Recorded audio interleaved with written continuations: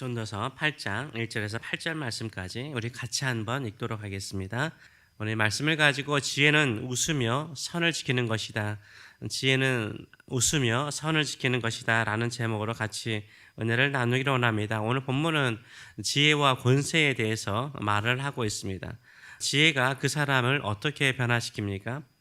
더 지혜자는 권세자 앞에서 어떻게 지혜롭게 행동할까요? 이것을 오늘 본문은 말을 하고 있습니다. 첫째, 지혜는 그 사람의 얼굴을 빛나게 한다라고 말을 하고 있습니다. 1절의 말씀을 보게 되면 누가 지혜자와 같으며 누가 사물의 이치를 아는 자이냐. 사물의 이치를 알고 모든 것을 분별할 수 있는 지혜자는 어떤 사람인가라고 말하고 있습니다.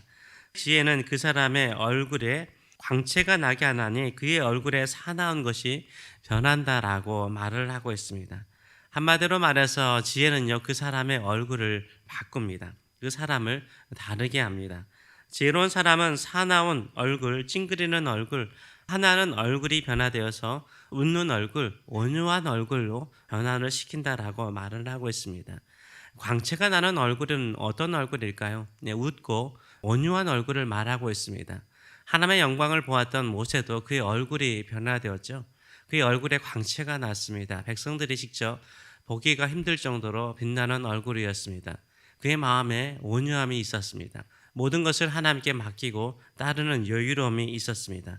우리가 하나님을 만나기를 원하고 또 하나님의 영광 속에 거하기를 원합니다. 하나님을 만나고 기도하면 기도할수록 우리의 얼굴이 바뀌는 줄 믿습니다. 한국말로 얼굴, 얼자가 영혼 아닙니까? 영혼? 얼을 빠졌다, 정신 빠졌다 이런 말도 얼자가 들어가지 않습니까? 얼굴은 그 사람의 영혼을 가리키는 것입니다.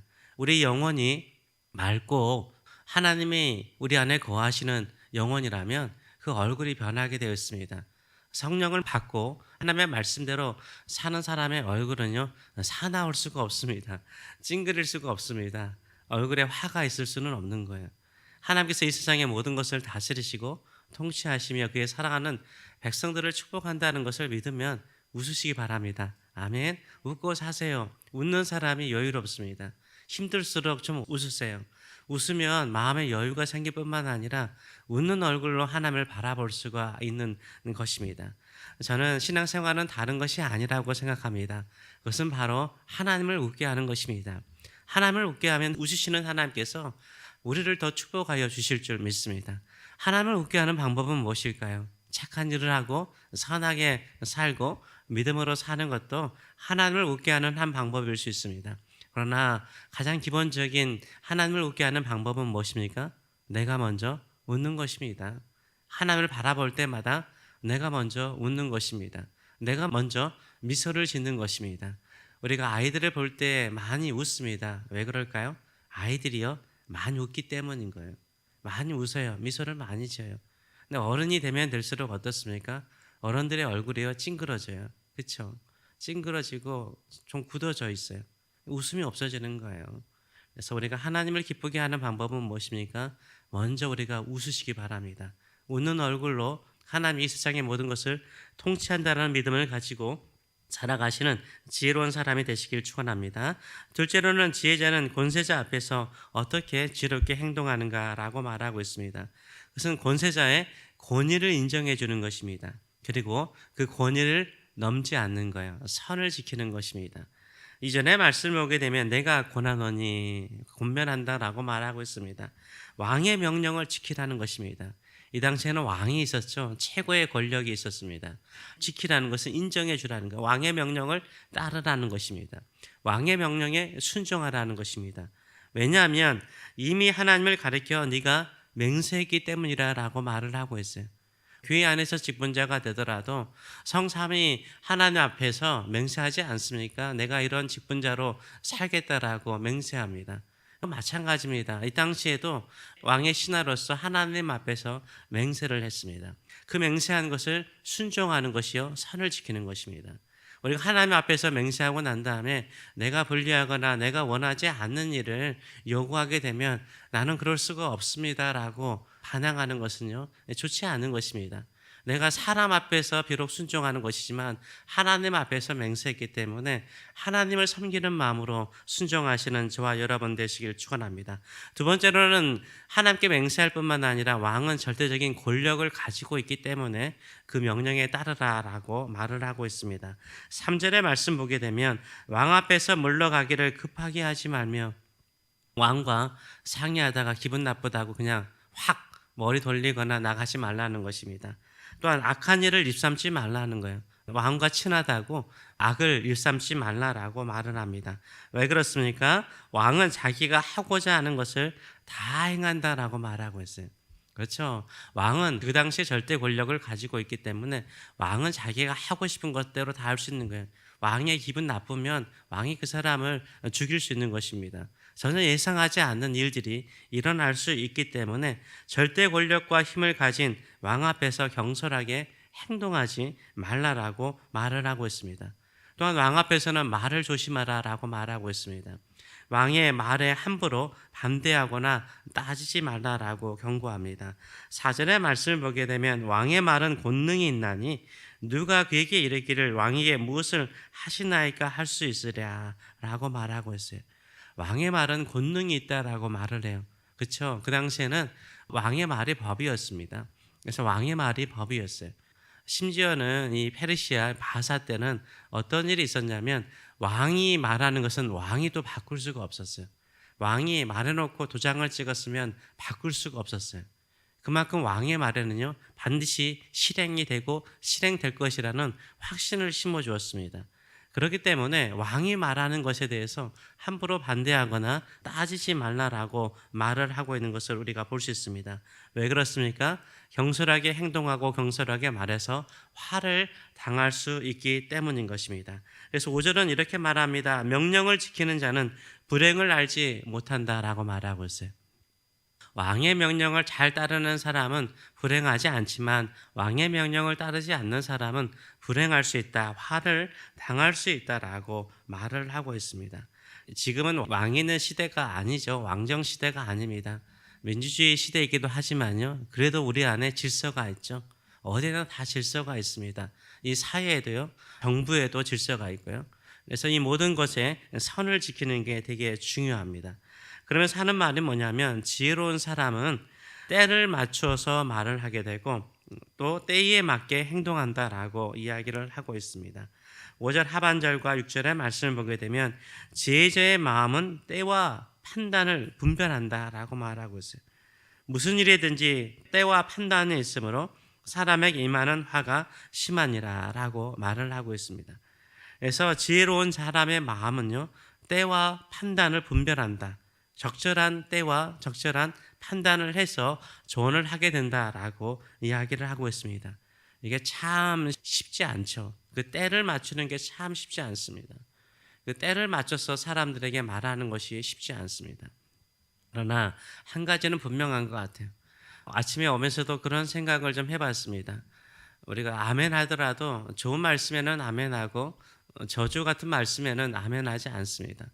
근데 신명기 27장을 제가 이전에는 말씀드린 것처럼 신명기 28장은 축복의 말씀입니다. 그래서 하나님을 잘 섬기고 믿으면은 이런 복이 있을 것이라라고 이야기를 하게 되죠. 근데 그 앞에 보게 되면 하나님을 떠나거나 우상을 숭배하거나 하나님의 말씀을 어긋나게 되면은 백성들에게 아멘 아멘 두 번을 하게 했어요.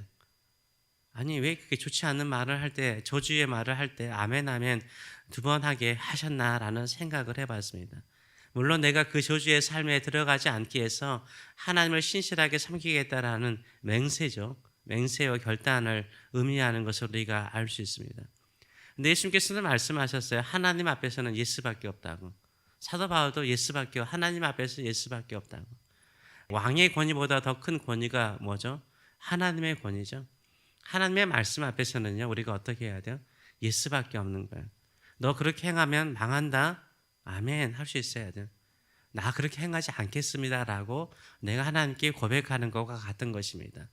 우리의 마음속에요 이렇게 하나님의 어떠한 말씀에도 내가 하나님의 말씀이 옳기 때문에 예스의 마음을 가지고 살면요 하나님께서 모든 것을 책임지시고 인도하여 주실 줄 믿습니다.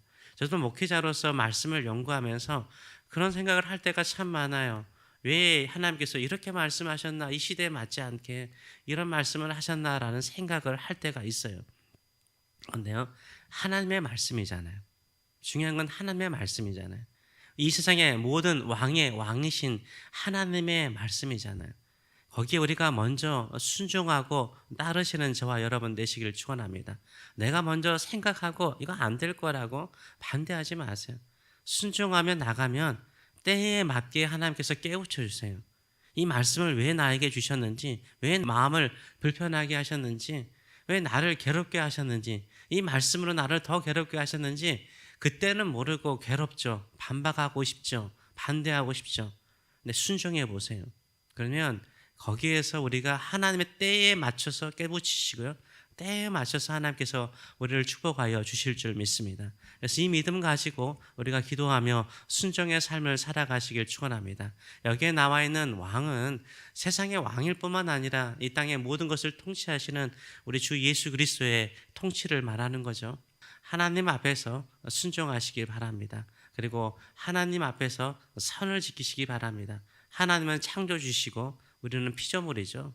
하나님은 이 세상의 모든 것을 아시는 전능하신 하나님이시고 우리는 무능한 사람이죠. 살아보면 살아볼수록 무능하잖아요. 전능하신 하나님을 의지할 수밖에 없고요. 우리는 피조물이기 때문에 생명의 한계가 있습니다. 언제 죽을지 몰라요. 내가 내 죽음을 나를 정할 수가 없고요. 내가 내 인생의 모든 것을 결정할 수가 없어요.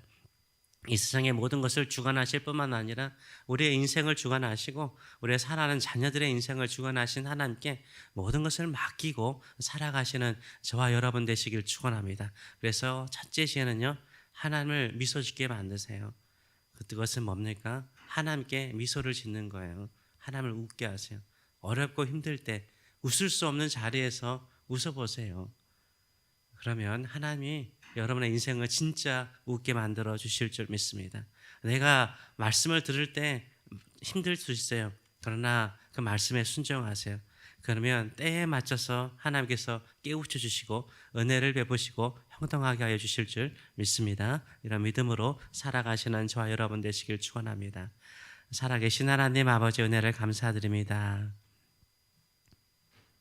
오늘도 우리는 이 자리에 있습니다. 하나님은 예배받기에 합당하신 우리 하나님이시고 하나님은 우리의 기도를 들으시고 응답하시는 전능하신 하나님이시기 때문입니다. 오늘도 우리는 이 자리를 사모하여서 어젯밤에 자면서도 이 자리에 오기를 결단하였습니다. 오늘 아침에 일어날 때도 이 자리에 오는 것을 주저하지 않고 왔습니다. 오늘도 찬송을 부르며 주의 말씀에 순종하는 마음으로 이 말씀을 듣습니다. 우리 하나님이 우리의 왕이시고 우리의 주님이시고 우리의 아버지이십니다. 그러기에 주의 말씀 안에 살기를 원합니다. 오늘도 순종하기를 원합니다. 혹시나 내 마음에 거치는 말이 있을지라도 나의 환경이나 상황을 이해하지 못하시고 왜 저에게 짐과 같은 말씀을 주십니까? 부담되는 말씀을 주십니까? 라고 하더라도 이것이 나의 왕이신 하나님께서 명령하신 말씀이기에 순종하며 나가게 하여 주시옵소서. 때에 맞춰서 주의 뜻을, 주의 생각을 이해하는 저희들의 삶들 되게 하여 주시고 때에 맞춰서 그 모든 것을 감당할 능력을 주시고 때에 맞춰서 하나님께서 우리에게 계획하신 그 거룩하고 위대한 일의 열매를 보는 삶이 될 수 있도록 은혜 베풀어 주시옵소서. 감사드리며 예수님의 이름으로 기도하옵나이다. 아멘.